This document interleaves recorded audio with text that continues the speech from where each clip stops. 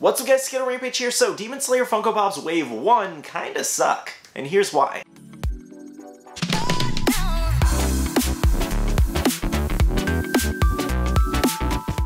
Hey everyone, I hope you're having a great day today. Today we're going to be talking about Demon Slayer Wave 1, the future about Demon Slayer Funko Pops, and why it kinda sucks so far. Before we jump into our topic today, we do have our question of the day, and that is, how do you feel about Demon Slayer Wave 1 and all of the pops that Funko has produced so far? Do you guys like them? Do you not like them? Are you tired of all the variations? Let me know how you guys are feeling about Demon Slayer Wave 1. So believe it or not, if we're talking about only Funko Pops, Demon Slayer has roughly around almost 40 different Funko Pops, including all of the wacky and crazy variations Funko has produced. And the funny thing about all those pops is that we actually only have 10 characters out of almost 40 different pops. That means of those 10 characters, the rest is variations. When Demon Slayer was first announced about 1.5 years ago now, it's kind of crazy to think about, it's already been a year and a half since those were announced. Anyways though, when they were announced, we had 14 different pops, including moments as well as deluxe and pretty much everything they first announced. Something else to notate about the original announcement is how long it actually took to get us there, because I believe the Demon Slayer pops were rumored and leaked for roughly 1 to 2 years.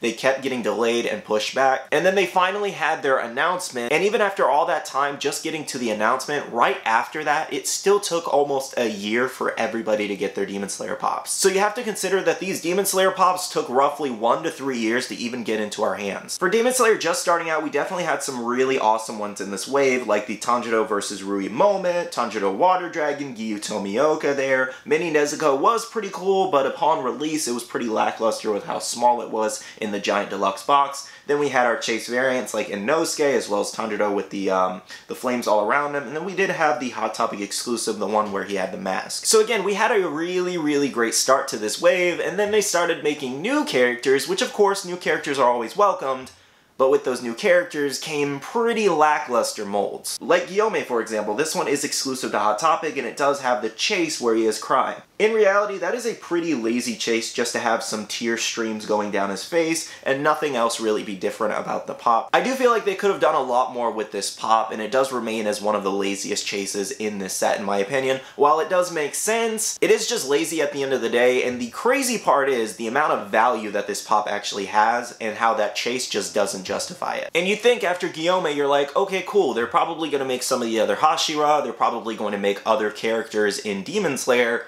Not exactly. That's when we moved on to the variations. Starting off with Tanjiro here, this should be every single variation of Tanjiro that is currently out. We do have the Water Dragon there, the regular common, the Hinokami Kagura dance, then we have the Hot Topic exclusive one where he has the mask, and then you have the 4-pack version of Tanjiro, which is basically just the common thrown into a 4-pack, but it technically is a variant. Then you have the one in the moment, you have the Target exclusive T-bundle where they took the head from the moment and then swapped it onto the common, and then you have the 2-pack of Tanjiro and Nezuko. And the grand total there is 8 different variations just for Tanjiro. Now if we were to take out the unnecessary variations like the 4-pack there, as well as the T-bundle and the 2-pack, you'd have a pretty solid wave for him. And you're probably wondering, why would they do this? Why would they make variations that are just silly, don't even make any sense, and that they know nobody would want? Here's the catch though. It's not a matter of what people want, it's a matter of what people will buy, and they know they will buy them because they're counting on people being completionists. To explain the logistics of it all, basically this is how Funko tries to justify how much money they spent on the license to actually be able to make these pops. And for example, Funko does buy licenses based off seasons sometimes, so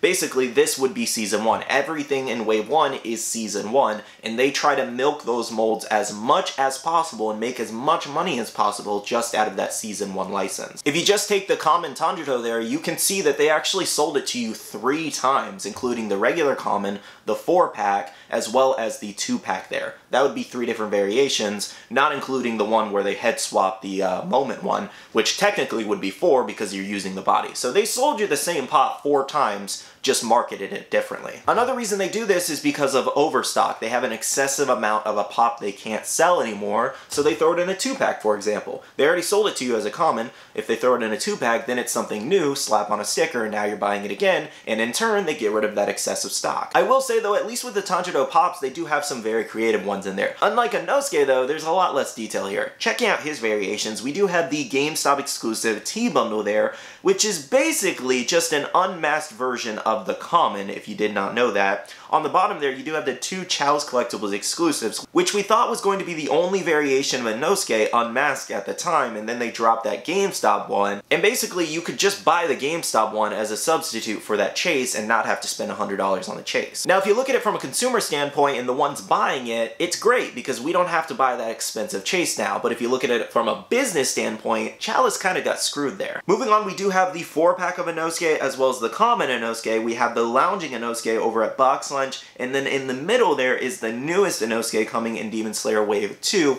I just wanted to throw it in there just so you guys can see the lack of creativity in this lineup. So as it stands, we do have 7 different versions of Inosuke, and they're not that creative. Now, probably one of the worst ones is Nezuko here. She definitely got shafted on her line. So we do have the common there, then we have the newest metallic variant of the common that's exclusive to Toy Stop, and that one's going to LACC this year. Then you actually have the 2-pack, which is the 3rd time they've sold you the common, then the 4th pack, which is the 4th time they're selling you the common, and then you have the mini Nezuko Pop Deluxe moment there. So realistically, out of all those Nezukos, you only have 2 different pops. I'll tell you though, Funko's definitely creative on how they'll sell you the same thing 4 times. Taking a look at Zenitsu there, you do have the common, then you have the Funimation exclusive with the lighting all around it that actually turned out to be a pretty lackluster detailed pop, and then you have the 4-pack, which is the common just turned glow in the dark, and that's the selling point with that 4-pack, the glow in the dark Zenitsu. And you'd think out of these 2 pops, they'd make the Funimation exclusive one the glow in the dark one. But no.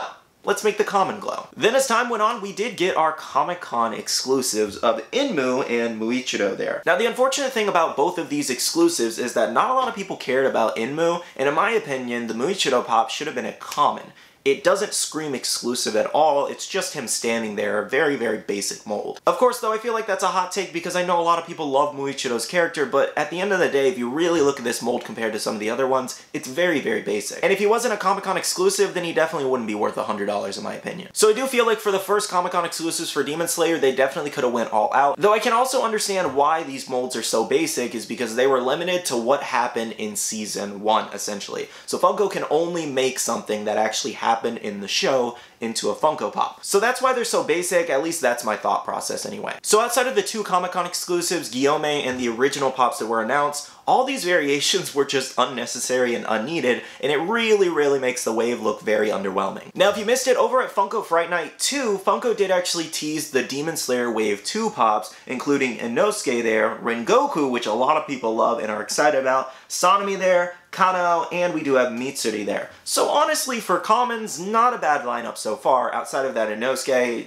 definitely didn't need that one. I will say though, I'm personally glad that these are commons because again, the molds are very, very basic. It's just them standing there. There's no extra detail added like some of the Tanjiro pops, for example, so I'm glad they're commons and not exclusives right off the bat. Now, unfortunately, we haven't seen the rest of Wave 2, but we do have a lot of different rumors and leaks, and if you guys want to know all about those, make sure to check out some of the previous videos.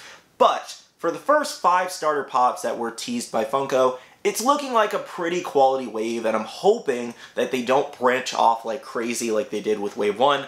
But again, I'm hoping. I know they're going to do it. All in all, I just don't really feel like the Demon Slayer line is that fun to collect because there's more variations than there are of actually new characters, in my opinion, so it just makes it less fun to collect. It makes it more of a chore to collect and very, very expensive. Alright guys, I know this video was a little bit of a hot take, and I do feel like it's going to upset a couple Demon Slayer fans because sometimes people just can't take an opinion, so it is what it is. I knew that going in making this video, but I do hope you did enjoy it. Make sure to let me know down below if you guys want to see more videos like this where I kind of just dive in on all the Funko products on a specific wave. I'd love to do it. It was definitely fun to talk about. Here's a reminder to make sure to smash that like button down below, as well as subscribe and click that notification bell if you're new here. I'd love to have you stick around for daily videos. Now, I do want to say a big shout out to all the Patreon supporters. Thank you guys so much. I really do appreciate your love and support towards the channel and myself. If you guys want to check out the Patreon, the link is down below. We have a Patreon-only Discord where we share a lot of information, news, restocks, updates, links, and more. We also have a Facebook group with over 15,000 members that's buy, sell, and trade. And make sure to be following me on all my social medias at Skittlerampage over on Twitter, TikTok, Instagram, and my Facebook page to stay up to date. Alright, love you guys. See you guys in the next one. See you guys later. Bye.